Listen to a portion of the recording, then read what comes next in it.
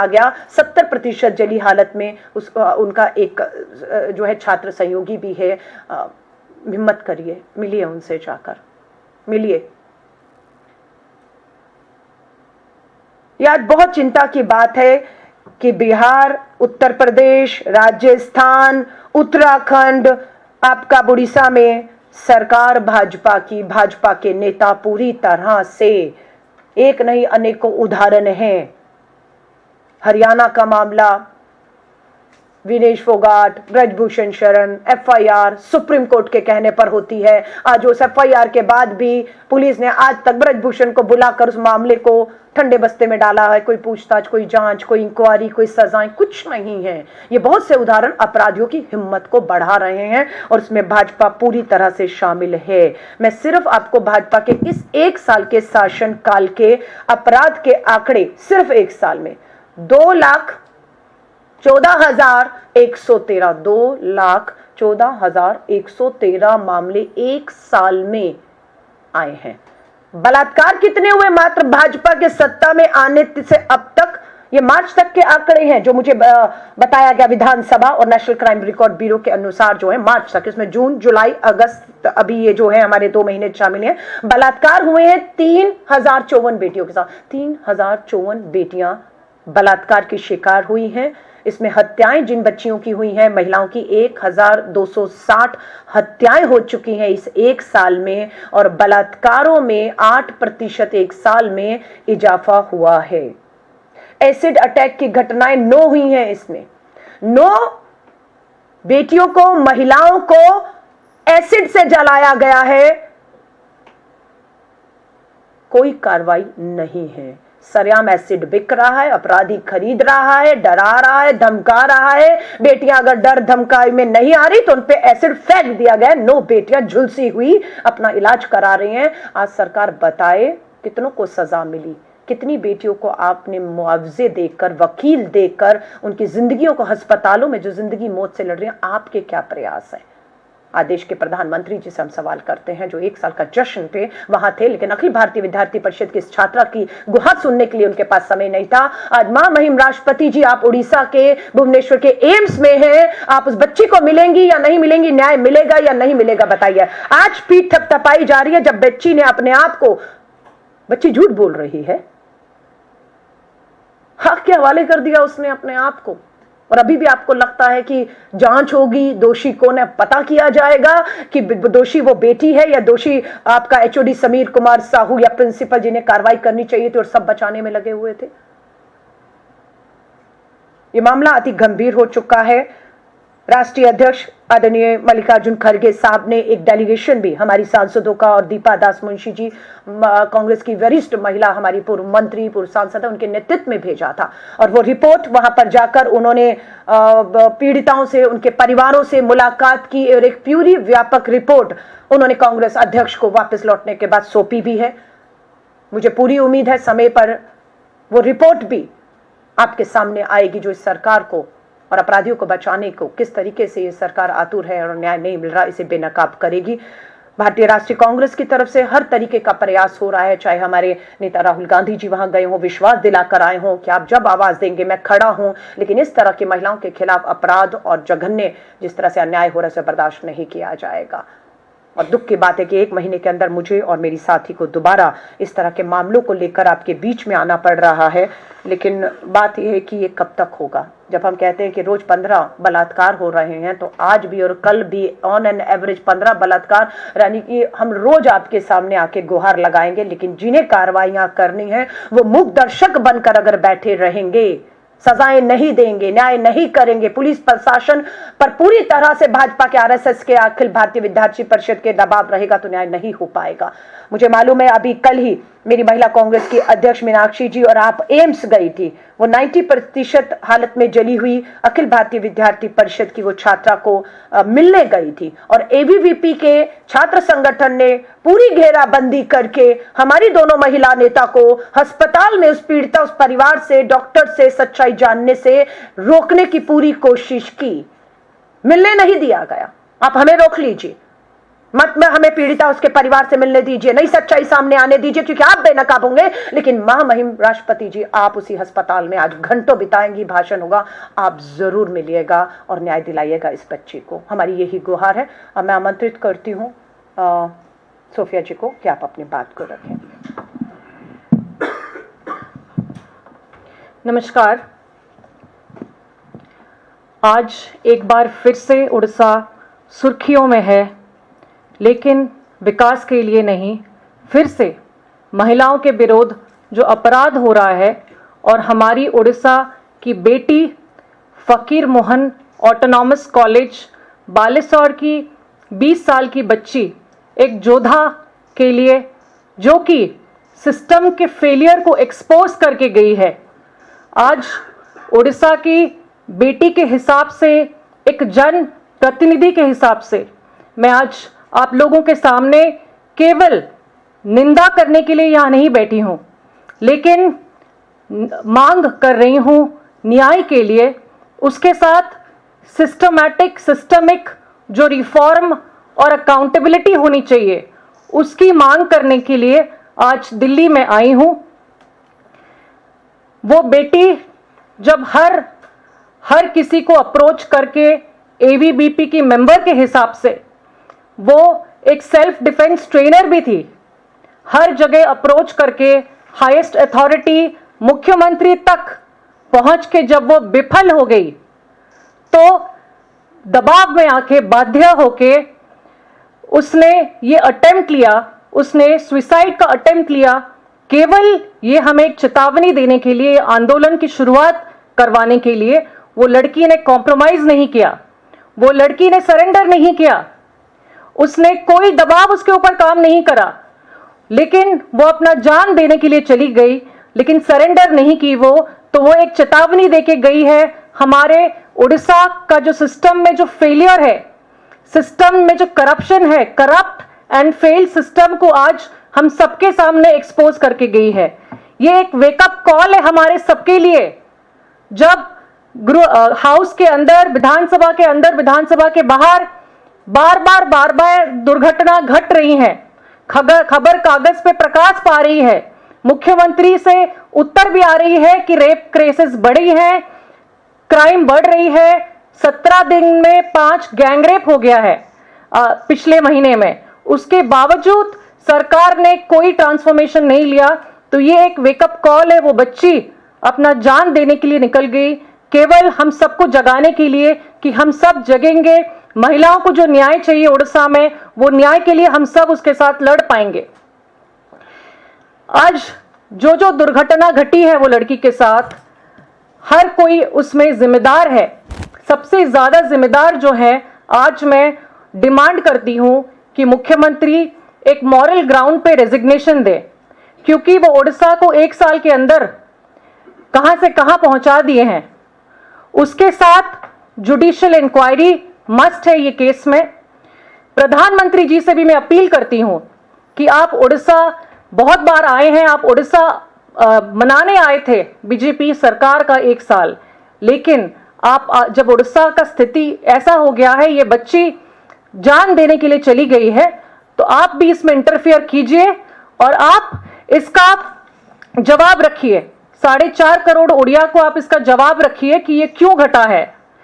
इसके साथ हम डिमांड करते हैं कि जो रिफॉर्मेशन और road map clear cut Orissa को आपको देना ही पड़ेगा। तो ये आपके माध्यम से हम पहुंचाना चाहते हैं कि ये बहुत ही गंभीर इशू है। ये इशू को हम सब इकट्ठे लड़ पाएंगे, सिस्टम पे प्रेशर दे पाएंगे, क्योंकि महिला हर जगह आप देखेंगे, हॉस्पिटल के अंदर भी महिला के अगेंस्ट में क्राइम घट रहा है। स्कूल की बच्ची प्रेग्नेंट हो रही हैं, 6 क्लास की, 10 क्लास की बच्चियां। कॉलेज में ये दुर्घटना घट गई है। कहीं पे भी महिला सुरक्षा नहीं है हमारे राज्य में, और आज ये सरकार को जवाब देना होगा, हमारी मांगों पे काम करना होगा। धन्यवाद। मैं इसमें एक बात एक और जोड़ना चाहूंगी कि राष्ट्रीय महिला आयोग कहां सो रहा है। राष्ट्रीय महिला आयोग कौन से बिल में छुपा बैठा है? क्या राष्ट्रीय महिला आयोग की चेयरपर्सन और किसी सदस्य ने भुवनेश्वर के एम्स में जिंदगी मौत के बीच में झूल रही इस बच्ची से मिलने की अभी तक कोशिश की है? और अगर नहीं की तो क्यों नहीं की? क्या दबाव है आपके ऊपर? यही कोई दूसरा राज्य होता, गैर भाजपा शासित राज्य होता और चुनावी राज्य होता, तो एकदम कूद पड़ती, एकदम राजनीति करने पहुंच जाती। लेकिन भुवनेश्वर में अभी तक राष्ट्रीय महिला आयोग इस बच्ची को मिलने के लिए, मदद के लिए, न्याय के लिए क्यों नहीं पहुंचा? यहीं से सवाल उठते हैं कि पूरा का पूरा सिस्टम भाजपा के सामने कंप्रोमाइज्ड है और पूरी तरह से झुका हुआ है।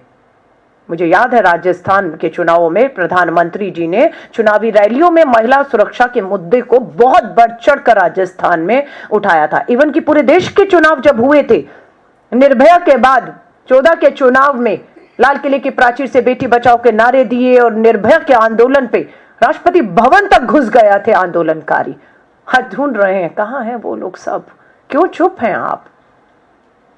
कहां हैं वो सारे के सारे लोग जो उस समय, नाम नहीं लूंगी, लेकिन कोई गवर्नर बन गया, कोई केंद्रीय मंत्री बन गया, किसी को कुछ मिल गया, किसी को कुछ मिल गया, निर्भया में जो कूदे हुए थे आज वो सब सत्ता की कुर्सी पर बैठे हुए हैं।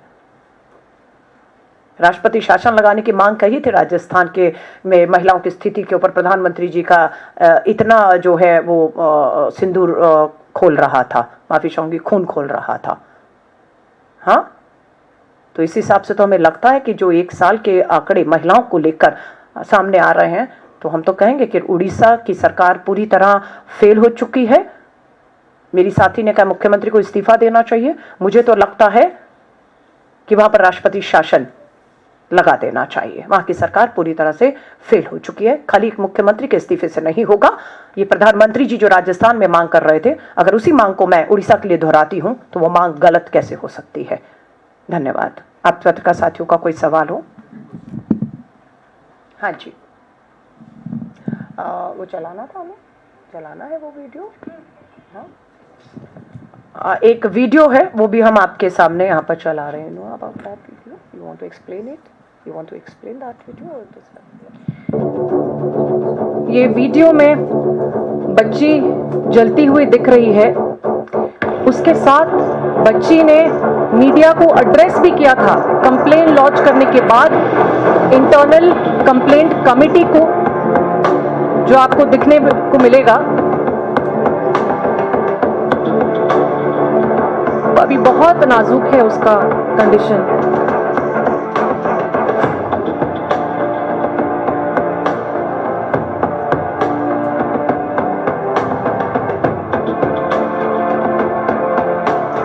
आपण मो नारे जाई डिपार्टमेंट ये बच्ची खुद है। हाँ, मो बेचमेंट को मो विरोध रे कोई तांकोठु एप्लिकेशन लिखिकी मो नारे सिग्नेचर मारी आपण प्रिंसिपल को मो एग्नेस्ट रे आपण एप्लिकेशन देले। तापरे मते समस्त एक घरिया करिसंती। मो मो सांग माने बहुत कथा पचारसंती। काली मते कॉलेज रे ना नहुनी किंतु किछि अध्यापिका मते चेष्टा करतन मो स्टेटमेंट चेंज करिया पई। मते कहिसंती सर एमती नंती सेमती नंती। इतना दबाव डाला गया उसके ऊपर, उसके मेंटल हेल्थ के ऊपर, उसका ये हैरेसमेंट के अगेंस्ट में इतना ज्यादा उस पर मानसिक दबाव डाला गया, फिर भी बच्ची को हिम्मत देखिए, उसने सरेंडर नहीं किया। एक ट्वीट के जरिए से उसने मुख्यमंत्री, वहां के बाकी मंत्री, एमपी, एमएलए सबको भी टैग किया है, बट उसका कोई जवाब, कोई उत्तर नहीं मिला। उस कंप्लेन में उसमें लिखा भी कि मैं सुसाइड कर दूंगी, फिर भी कोई अटेम्प्ट, कोई एक्शन नहीं लिया, जबकि वो फोटो भी डाली है वो अक्यूज्ड का। तो ये राज्य बेटी बचाओ की बात करते हैं बीजेपी, लेकिन बीजेपी हो गई है आरोपी, अक्यूज्ड बचाओ। Okay, ma'am. My question is, are you going to join hands with BJD in fighting against this heinous crime? Because Congress doesn't have much foothold in Odisha. So, in this great cause, are you ready to join hands with BJD to fight against BJP? Let me tell you, if you have seen the performance in the last 1 year, Congress has risen as the strong and the only opposition party in Odisha. We have raised every issue in detail. We have fought at every place against all the issue. Congress has been fighting and will fight independently. Our strategies are aligned with centre, हम एक national party है, हमारा strength है, हमारा संगठन है, और आप देखेंगे कांग्रेस का परफॉर्मेंस ही सबसे ज्यादा है ओडिशा में, तो हम फाइट कर रहे हैं अकेले। अगला सवाल किसी पद का साथ इसमें सवाल देखिए, इसमें हाथ मिलाने या ना मिलाने की बात सवाल ही नहीं है। महिला कांग्रेस श्री राहुल गांधी जी खुद 11 जुलाई को स्टेटमेंट देकर आए, हम इस लड़ाई को आगे रहकर लड़ेंगे। जिसको डर लगता है वो पीछे, हम आगे हैं। जो भी इस लड़ाई में हमारा साथ देगा उसका स्वागत है, वो कोई भी XYZ हो। इसमें आमंत्रित करने की जरूरत नहीं है। हम लड़ रहे हैं, आप आइए, आप आएंगे या नहीं आएंगे। हम एक लड़ाई को, जो प्राइड है, जो महिलाओं की बात है, आदि आबादी की सुरक्षा की बात है, हम उस लड़ाई को लड़ रहे हैं और जो भी इस लड़ाई में है उसका स्वागत है। धन्यवाद। आप सभी पत्रकार साथी बताएं। सवाल और है, उड़ीसा में जिस तरह से आपने जो है महिला अपराध की जिक्र किया, अभी कुछ दिन 2 दिन पहले ही रायगढ़ जिले कंजामगोड़ी गांव में एक प्रेमी जोड़े को गांव वालों ने जो है गांव में बैल की तरह जो है दोनों प्रेमी प्रेमिका को बैल का जोता, उसके बाद गांव से निकाल दिया। आज तक उनका पता नहीं लगा 2 दिन में वो कहाँ है, जीवित है या मृत है। देखिए, मैं वही कह रही हूं, ये वाला केस जो है, अभी आप देखेंगे त्रिपुरा से भी एक बच्ची लापता थी, जो अब दिल्ली के एक फ्लाईओवर के नीचे उसकी लाश मिली है। दूसरा आप ये बता रहे हैं लापता है। तीसरा आपने देखा गुरुग्राम में एक बेटी को किस तरह से उसके पिता ने 3 गोलियां मारकर मौत के घाट उतार दिया है। ये अपराध लगातार बढ़ रहे हैं। और जो समाज की आप बात कर रहे हैं, गुरुग्राम में पिता के बयान से पता लग रहा है कि परिवार, समाज का दबाव था, बेटी की कमाई पर पल रहे हो, मानसिक दबाव था। यहाँ आप कह रहे हैं समाज आया और 2 आपस में जो भी उनका रिश्ता था उसको लेकर बांधा। तो समाज, मुझे लगता है कि समाज को जागरूक करना समय के साथ बदल गया है, दौर बदल गया है। बच्चे पढ़ रहे हैं, लिख रहे हैं अपना भविष्य, अपनी जिंदगियां, लेकिन समाज अपनी अपनी उस कुछ देख रहे हैं संकीर्ण सोच से जो है उबर नहीं पा रहा है और फैसले खुद ही एक मॉरल पुलिसिंग की बात करें, नैतिकता की बात करें और इस तरीके की कार्रवाइयां कर रहा है जो गैर कानूनी है। कोई भी कानून 2 बालिग लोगों को जो है पूरी तरह इजाजत देता है कि वो अपने जीवन साथी चुने, वो क्या करे क्या नहीं करे, पर इस तरीके से समाज जो अपने कानून हाथ में लेकर कर रहा है वो बेहद चिंताजनक है। उसमें समाज में एक जागरूकता लाना बहुत जरूरी है। धन्यवाद।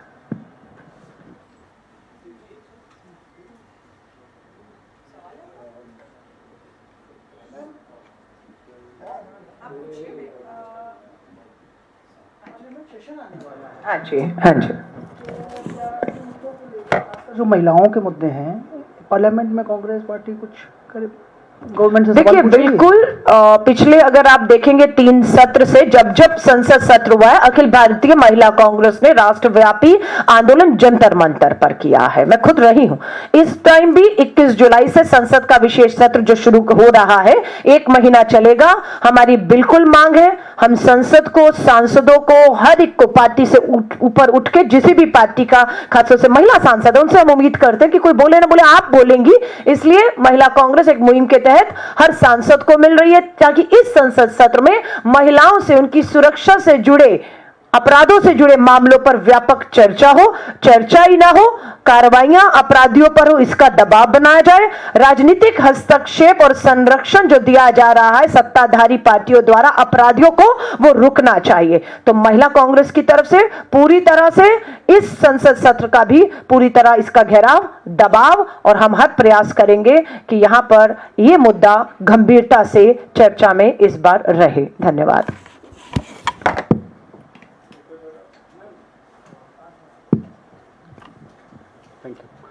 मैम, हम देखते हैं अक्सर हिंदुस्तान में पुराना इतिहास रहा है कि जब भी महिलाओं के साथ कोई इस तरह का अपराध होता है तो पुलिस बहुत तेज़ एक्शन लेके FIR दर्ज करती है, अरेस्ट करती है। लेकिन पिछले कुछ वक्त से देखा जा रहा है उत्तर प्रदेश में भी, और अब स्पेशली जब उड़ीसा का ऐसा मामला आया, पुलिस कहाँ फेल हो जाती है मैम? क्या प्रेशर है, किस तरह का सिस्टम है, ऐसा क्यों हो रहा है कि FIR दर्ज होने में टाइम लगता है? एक लड़की जो कंप्लेंट कर रही है सब जगह जाके, उसके बावजूद भी उसकी कंप्लेंट सुनी नहीं जा रही और उसको अपने आप को आत्मदाह करने की नौबत तक आ गई।